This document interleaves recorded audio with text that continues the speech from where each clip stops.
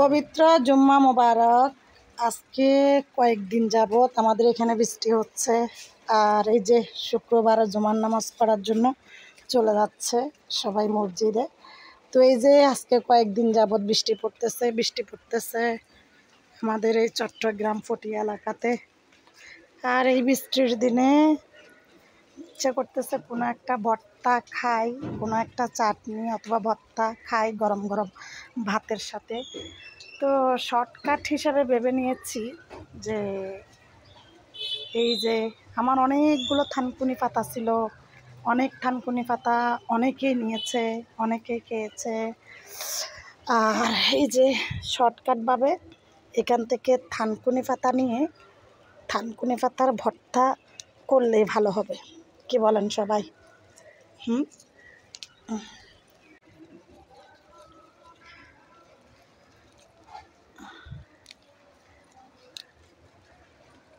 সবাই নিতে নিতে একবার থানকুনির বীজ সহ চলে গেছে।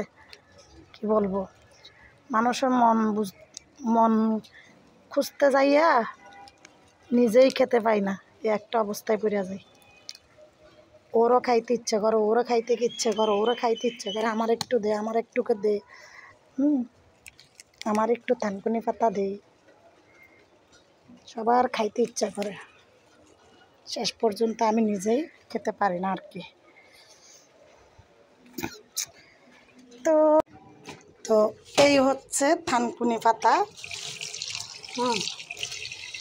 তো আজকের ব্লগ হচ্ছে এই যে থানকুনি পাতা, তুলসী থানকুনি পাতা দিয়ে ভর্তা খাবো, ভর্তা দিয়ে ভাত খাবো, আর ভাতের সাথে কি কি আছে সেটাও শেয়ার করব, ঠিক আছে? তো ওরা মসজিদে চলে গেছে, আমি থানকুনি পাতার ভর্তা আর আলু সিদ্ধ দিয়ে দিয়েছি। এই ফাঁকে একটু গোসল করে নেব, এই নতুন জামাটা আজকে গায়ে দিব গোসল করে। তো দেখেন আমি গোসল করে জামাটা গায়ে দিয়ে আসছি। আমাকে এই জামায় কেমন লাগতেছে অবশ্যই আপনারা কমেন্ট করে জানাবেন।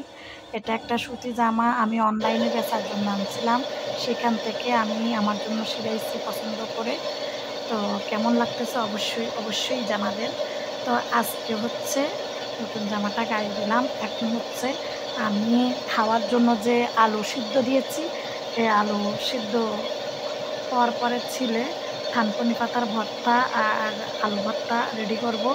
স্পেশালি বলতে আজকে আমার হাজব্যান্ড গাড়িতে যায়নি, সেজন্য আমি এই দুইটা ভর্তা তৈরি করছি। আর এমনিতে তো সবজি মাছ আছেই, ঠিক আছে? তো আমার হাজব্যান্ড তো ক্যামেরায় আসবে না, এই জন্য আমার ক্যামেরাতে আমি সবসময় আমার মন অনুযায়ী করে আসি। আর জামাটাতে কেমন লাগছে অবশ্যই আমাকে বলবেন। তো থালা নিয়ে নিয়েছি ভাত খাওয়ার জন্য, ওরাও সবাই মসজিদ থেকে চলে আসছে। তো আমি ভাত নেওয়ার পরে থানকুনি পাতা ভর্তা নিয়ে নিচ্ছি আলু ভর্তা।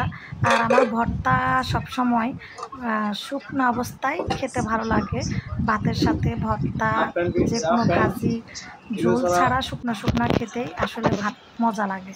তো এক একজনের এক এক অভ্যাস, অনেকে আবার ঝোল ছাড়া খেতে পারে না। আমার হাজব্যান্ড, আমার বাচ্চারা কেউ পারে না ঝোল ছাড়া খেতে, কিন্তু আমি ঝোল ছাড়া শুকনা খাই। তো ঠিক আছে, সব ভালো থাকবেন, সুস্থ থাকবেন। আজকের ব্লগটা কেমন হয়েছে অবশ্যই কমেন্ট করে জানাবেন। ব্লগ ভিডিও ভালো লাগলে শেয়ার করে দিবেন। আর যারা নতুন পেজ থেকে দেখলে ফলো করবেন, ইউটিউব থেকে দেখলে সাবস্ক্রাইব করবেন, টিকটক আইডি থেকে দেখলে ফলো করবেন। আল্লাহ হাফেজ, সব ভালো থাকেন।